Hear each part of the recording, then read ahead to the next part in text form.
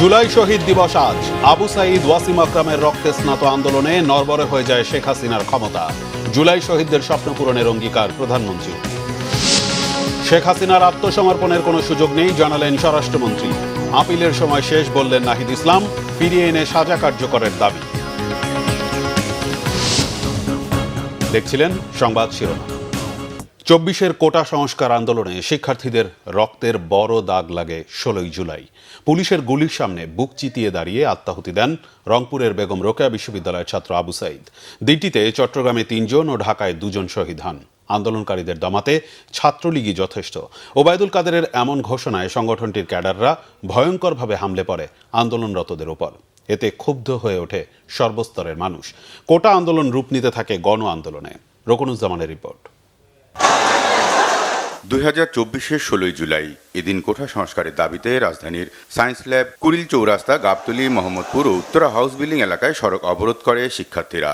নগর জুড়ে বন্ধ হয়ে যায় যান চলাচল। ঢাকা বিশ্ববিদ্যালয় সায়েন্স ল্যাব মোড়ে আন্দোলনরত শিক্ষার্থীদের সাথে ছাত্রলীগের দফায় দফায় সংঘর্ষ হয়। মহাখালী রেললাইন, চাংখারপুল সহ কয়েকটি জায়গায় শিক্ষার্থীদের উপর পুলিশ ও ছাত্রলীগ যুবলীগের ব্যাপক হামলায় আহত হয় বেশ কয়েকজন।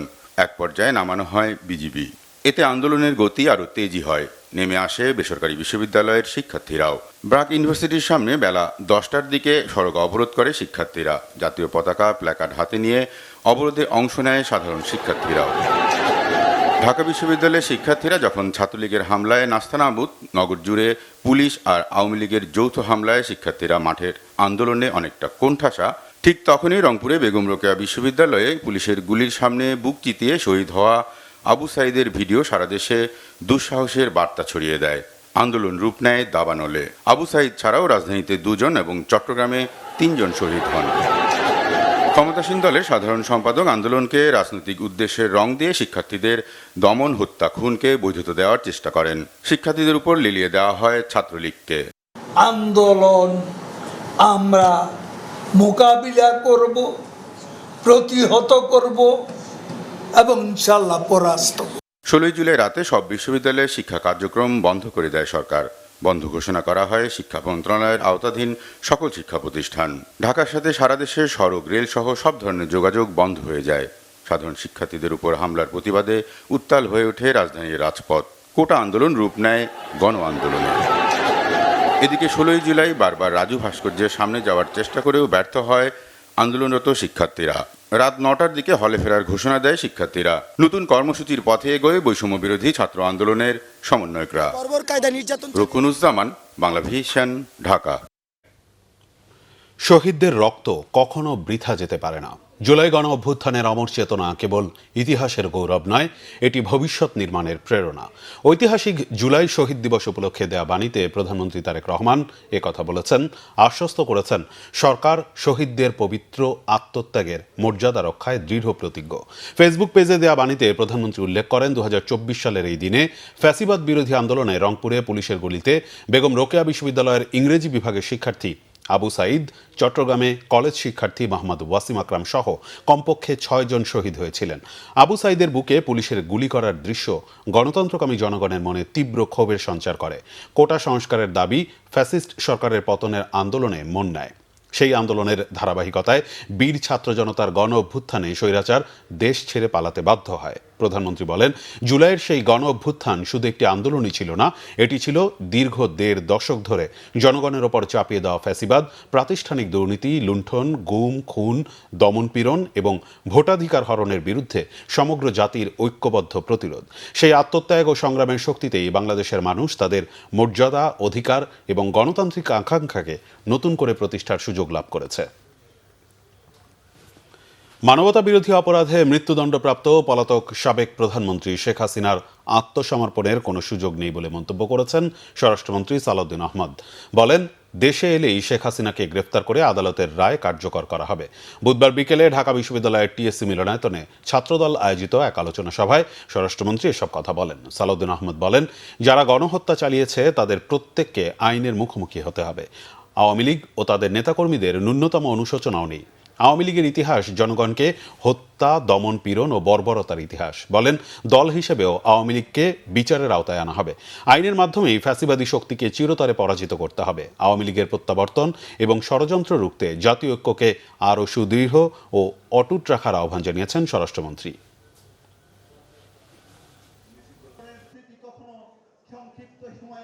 ফ্যাসিবাদী গণহত্যাকারী আওয়ামী লীগ এবং তার প্রধান শেখ হাসিনা এবং তাদের দলীয় নেতা কর্মীরা এই গণহত্যার জন্য তাদের ন্যূনতম কোনো অনুশোচনা নাই, ক্ষমা প্রার্থনা তো দূরের কথা। জুলাই যোদ্ধাদেরকে তারা অপরাধী হিসেবে তকমা দিচ্ছে। তারা বলছে যে জঙ্গিবাদী তৎপরতার মধ্য দিয়ে তাদেরকে নাকি রাষ্ট্র ক্ষমতা থেকে সরিয়ে দেওয়া হয়েছে। এই যখন অবস্থা, তারা আবারও বাংলাদেশের রাজনীতি করার স্বপ্ন দেখে এর চাইতে ঘৃণিত, লজ্জিত আর কোনো বাক্য হতে পারে না। জাতীয় নাগরিক পার্টি এনসিপির আহ্বায়ক নাহিদ ইসলাম বলেছেন, শেখ হাসিনার মামলার রায়ের আপিলের সময় শেষ। সরকারকেই সময় নির্ধারণ করে তাকে দেশে এনে ফাঁসির রায় বহাল রাখতে হবে। বুধবার জাতীয় ছাত্র শক্তির আয়োজনে ঢাকা বিশ্ববিদ্যালয়ের মোজাফফর আহমেদ চৌধুরী অডিটোরিয়ামে স্মরণগাথায় জুলাই বিপ্লবের দিনগুলি শীর্ষক আলোচনা সভায় একথা বলেন তিনি। বলেন, একটি দল জুলাই সনদ অক্ষরে অক্ষরে বাস্তবায়ন করার কথা বললেও তার কোনো নমুনা দেখা যাচ্ছে না। নাহিদ ইসলাম বলেন, জুলাই নিয়েই রাজনীতি করতে হবে। জুলাইয়ের রাজনীতি গণতন্ত্রের রাজনীতি, আর জুলাইয়ের বিপরীত রাজনীতি ফ্যাসিস্টের রাজনীতি। এ সময় ঢাকা বিশ্ববিদ্যালয়ের ভিসি ও শিক্ষক নিয়োগের নানা অব্যবস্থাপনা নিয়েও কথা বলেন নাহিদ ইসলাম। আলোচনা সভায় এনসিপির সদস্য সচিব আক্তার হোসেন বলেন, জুলাইয়ের পক্ষের শক্তির সকল দলকে ঐক্যবদ্ধ থাকতে হবে।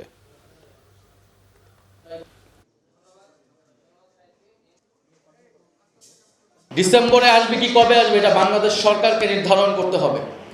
এবং গতকালকে সরকারের জায়গা থেকেও স্পষ্ট করা হয়েছে যে শেখ হাসিনার আত্মসমর্পণের আসলে কোনো সুযোগ নাই। তিনি আসবেন এবং তাকে আসা মাত্রই এয়ারপোর্ট থেকে গ্রেফতার করা হবে এবং তার রায় কার্যকর করা হবে। তবে স্বরাষ্ট্রমন্ত্রী বলার সময় একটা ওনার স্বভাবসুলভভাবেই উনি এখানে একটা নোক্তা রেখেছেন, একটা ফাঁদ রেখেছেন যে আপিল করা যাবে কিনা, আপিল করা যাবে কিনা সেটা আইন ব্যবস্থা নেবে, আপিল করা যাবে না। শেখ হাসিনার মামলার আপিলের রায় যখন হয়েছে, আপিল করার সুযোগ ছিল 30 দিন। সেই 30 দিনে শেখ হাসিনার পক্ষ থেকে কেউ আপিল করে নাই, ফলে শেখ হাসিনার মামলার রায়ে কোনো আপিলের সুযোগ নাই। এবং আমরা আশা রাখি সুপ্রিম কোর্ট, মহামান্য আদালত কমপ্লিট জাস্টিস হিসেবে শেখ হাসিনার যে ফাঁসির রায়, সেই রায়কেই বহাল রেখে সেটাকে কার্যকরের ঘোষণা দেবে। পলাতক সাবেক প্রধানমন্ত্রী শেখ হাসিনা ও তার পরিবার সহ বিগত সরকারের সময়কার বিভিন্ন ব্যক্তি ও প্রতিষ্ঠানের কাছ থেকে এ পর্যন্ত ৭৬,০০০ কোটি টাকার সম্পদ জব্দ করা হয়েছে, জানিয়েছে বাংলাদেশ ব্যাংকের আর্থিক গোয়েন্দা সংস্থা বিএফআইইউ। এর মধ্যে দেশে ৫৭,০০০ কোটি টাকা এবং বিদেশে ১৯,০০০ কোটি টাকা সমমূল্যের সম্পদ রয়েছে। বুধবার বাংলাদেশ ব্যাংকের প্রধান কার্যালয়ে ২০২৪-২৫ অর্থ বছরের বার্ষিক প্রতিবেদন প্রকাশ উপলক্ষে এক সংবাদ সম্মেলনে এ তথ্য জানান বিএফআইইউর প্রধান ইখতিয়ার উদ্দিন মাহমুদ মামুন। তিনি জানান, ২০২৪-২৫ অর্থ বছরে ৩০,১৯৯টি সন্দেহজনক লেনদেন শনাক্ত করা হয়েছে। এর মধ্যে ৯৫% অভিযোগ পাওয়া গেছে ব্যাংক থেকে, যা আগের বছরের চেয়ে ৭৪% বেশি। এসব অপরাধে যেই জড়িত হোক না কেন তার বিরুদ্ধে ব্যবস্থা নেওয়ার কথা বলেন তিনি। বিদেশে পাচার করা অর্থ ফিরিয়ে আনার ব্যাপারে বছর শেষে সুখবর পাওয়া যাবে বলে আশাবাদ ব্যক্ত করেন বিএফআইইউ প্রধান। দর্শক, এই মুহূর্তে ঢাকা বিশ্ববিদ্যালয়ের টিএসসিতে আছেন সহকর্মী সৈকত সাদিক। সরাসরি চলে যাচ্ছি তার কাছে। সৈকত, ফাইনালে ওঠার লড়াই আর্জেন্টিনা ইংল্যান্ড মুখোমুখি, কেমন দেখছেন টিএসসির পরিবেশ? কি বলছেন দর্শকরা?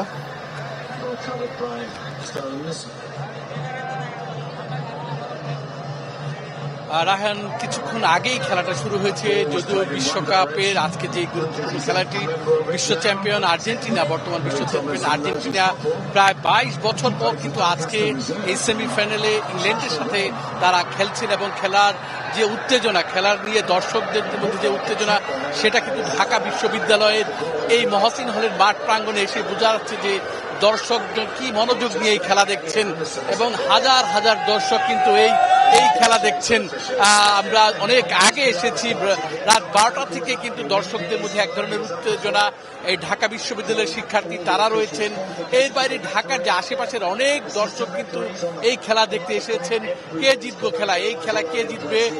বর্তমান চ্যাম্পিয়ন আর্জেন্টিনার মেসি, তিনি কি পারবেন? আবার আর সেই বিশ্বকাপে এবার কাপ নিতে আমরা দর্শকদের মুখে শুনবো তারা কি শুনছেন। আমি চাই দুই দলে হাইরা যাক। শুনছেন এক এক ধরনের দর্শক এখানে এসেছে, কেউ তার জন্য, কেউ মেসির জন্য, কেউ বলছে দুই দল হেরে যাক। এই দর্শক তারা কি বলে, আজকে কে জিতবে? আর্জেন্টিনা জিতবে। Argentina Messi always depend on Messi. আর দর্শকরা সবাই চাচ্ছেন মেসি জিতবে, যদিও এবছর ইংল্যান্ড ভালো খেলে এই পর্যন্ত এসেছে। 2002 বিশ্বকাপে সর্বশেষ খেলায়, যেই খেলায় আর্জেন্টিনা হেরে গিয়েছে, কিন্তু আজকে সবাই কিন্তু চাচ্ছেন, সবাই কিন্তু চাচ্ছে আর্জেন্টিনা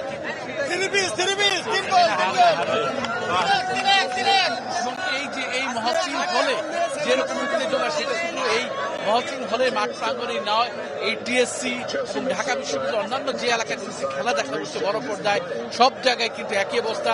তো রাহেন, আমাদের কিন্তু প্রায় 1 ঘন্টা আর 90 মিনিটের যে খেলাটা আমাদের অপেক্ষা করতে হবে, যেহেতু বেশিরভাগ দর্শক চাচ্ছেন যে এই আজকের খেলা, যেটা হতে পারে আজকে মেসির জন্য একটা অনেক বড় খেলা, যেহেতু জিতলে ফাইনালে যাবে, না হলে এবার এই ম্যাচে তার জন্য শেষ বিশ্বকাপের খেলা।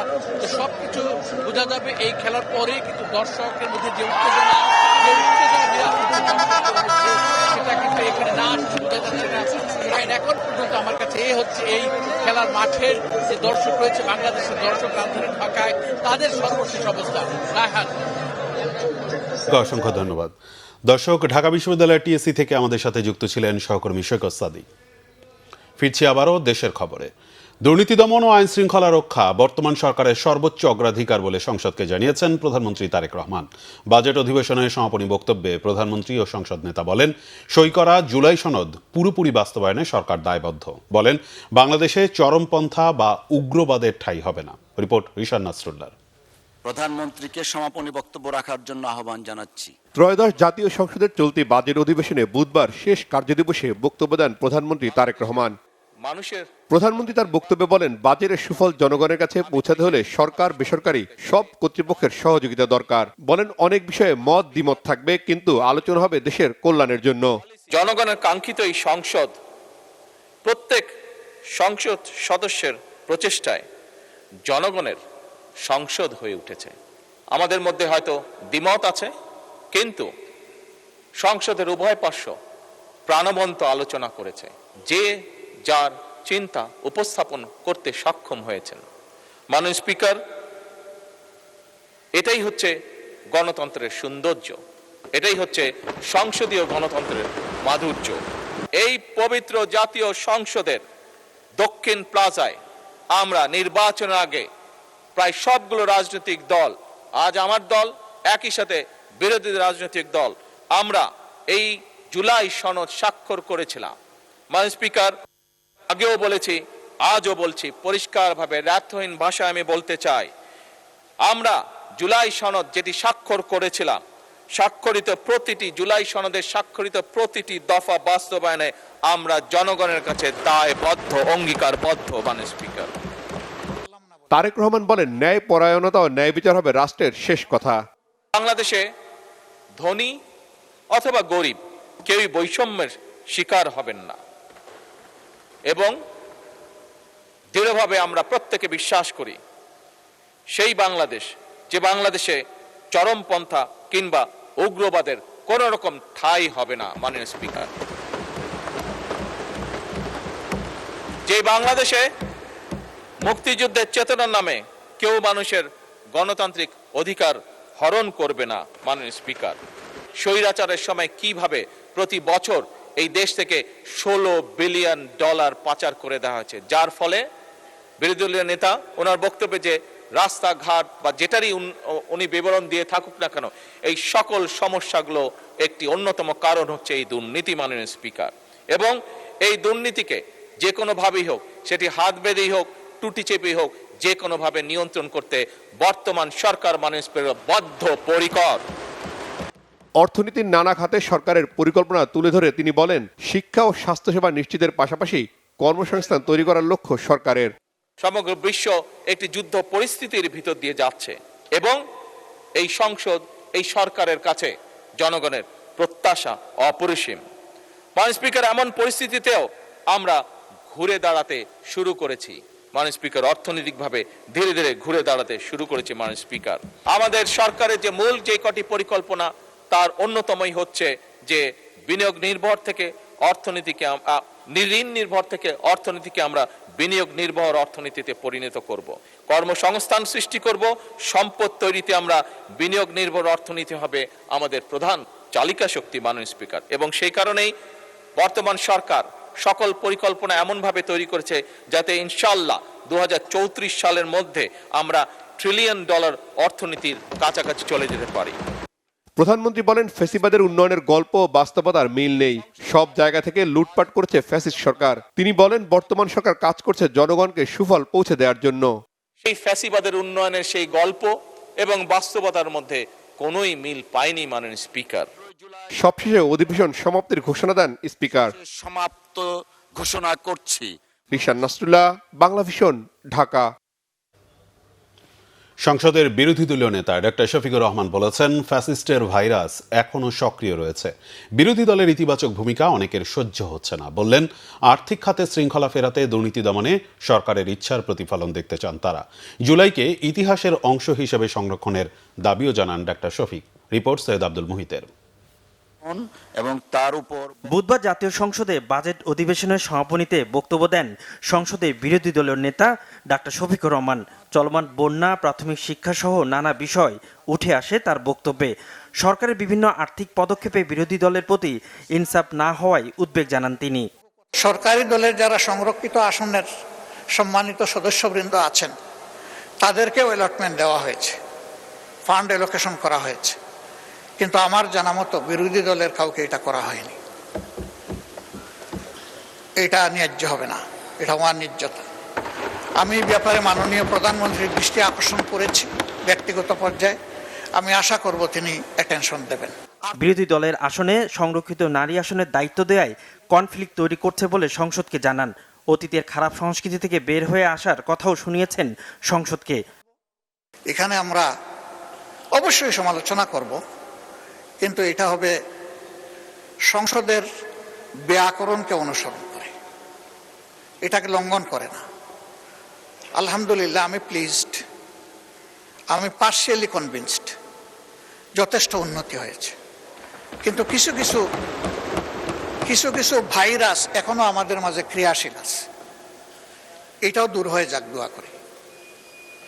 আমাদেরকে অনেক কিছু বলা হচ্ছে, বিভিন্ন দিক থেকে আমাদেরকে নেগেটিভলি ক্রিটিসাইজ করা হচ্ছে যে আপনারা এত ভদ্র কেন।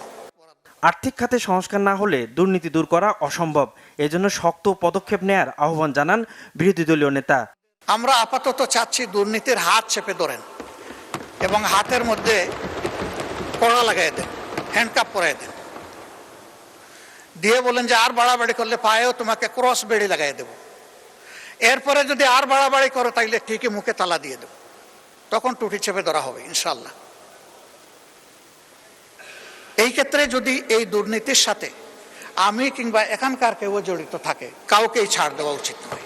জুলাইকে ধারণ করে এগিয়ে যেতে সব দলকে একসঙ্গে কাজ করতে হবে বলেও সংসদকে জানান জামাতের আমির। আমরা সরকারি দল থেকেও বলছি জুলাই আমাদের, বিরোধী দল থেকেও বলছি জুলাই আমাদের। তাহলে এই জুলাইটা যেন সত্যিকারেই আমাদের হয় সেটা আমরা দেখতে চাই। জুলাই অধিদপ্তর যেটা করেছেন তার আওতায় শহীদদের প্রোফাইল, তার আওতায় আহত পঙ্গু যারা আছে তাদেরকে তুলে আনার এই বিষয়টা ইতিহাসের অংশ হিসেবে সংরক্ষণের তিনি কার্যকরী উদ্যোগ নেবেন, এটা আমি আশা করি। সৈয়দ আব্দুল মুহিত, বাংলা ভিশন, ঢাকা। ধন্যবাদ জানাই রাখলাম। স্থানীয় সরকার, পল্লী উন্নয়ন ও সমবায় মন্ত্রী মির্জা ফখরুল ইসলাম আলমগীর বলেছেন, নাগরিকরা সচেতন না হলে সুশৃঙ্খল নগর গড়া সম্ভব নয়। সুন্দর ও পরিচ্ছন্ন ঢাকা গড়তে নিজ নিজ অবস্থান থেকে এগিয়ে আসার আহ্বান জানান তিনি। বুধবার ঢাকা উত্তর সিটি কর্পোরেশনের নগর বর্জ্য ব্যবস্থাপনা বিষয়ক সেমিনারে এ আহ্বান জানান মন্ত্রী।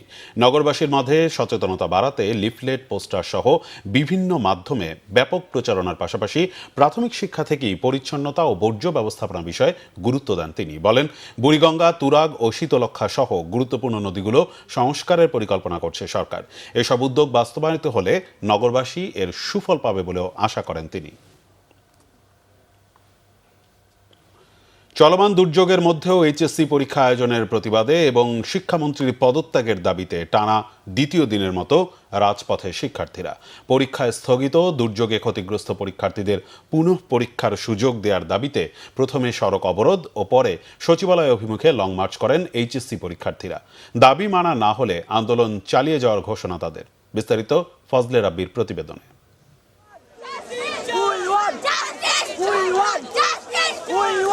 বুধবার এসএসসি পরীক্ষা শেষে দ্বিতীয় দিনের মতো ফের রাজপথে শিক্ষার্থীরা। দুপুর 1:30টার দিকে রাজধানীর সায়েন্স ল্যাব মোড়ে একে একে জড়ো হতে থাকেন শিক্ষার্থীরা। পরে মিছিল নিয়ে সচিবালয় অভিমুখে যাত্রা করলে পুলিশের বাধার মুখে পড়েন তারা। এক পর্যায়ে নিরুপায় হয়ে অবস্থান নেন শিক্ষা ভবনের সামনে। এ সময় শিক্ষামন্ত্রীর পদত্যাগের দাবিতে বিভিন্ন স্লোগান দেন আন্দোলনকারীরা। শিক্ষার্থীদের অভিযোগ, টানা বৃষ্টি, জলাবদ্ধতা ও দুর্যোগের কারণে অনেক পরীক্ষার্থী নির্ধারিত সময়ে পরীক্ষা কেন্দ্রে পৌঁছাতে পারেননি। এমন পরিস্থিতিতে পরীক্ষা নেওয়া শিক্ষার্থীদের প্রতি অবিচার বলে মত তাদের। একমাত্র অভিন্ন বোর্ডের কোয়েশ্চেন মিলনই করছে, সেইখানে সংসদের মতো জায়গার মধ্যে সে যদি মিথ্যা কথা বলতে পারে, তার মানে বুঝে নেন কি বড় আমাদেরকে চিনি বড়া খাওয়ায় সামনে ফিউচার করতে চাইছে। এখানে কোনো ফিউচার নাই ভাই, এই সরকার চলবে না, আমাদের এই শিক্ষামন্ত্রী পদত্যাগ করাতেই হবে। আমাদের দাবি একটাই, শিক্ষামন্ত্রীর পদত্যাগ। কারণ কালকে উনি সরি বলছে, ওটা ঠিক ছিল, কিন্তু কালকে উনি আমাদের গায়ে হাত তুলছে, এটা আমরা মানবো না। লং মার্চের উদ্দেশ্য হচ্ছে মিলন সাহেব অর্থাৎ আমাদের শিক্ষামন্ত্রীর পদত্যাগের উদ্দেশ্যে সবাই লং মার্চের জন্য ঢাকাতে রওনা দিয়েছে।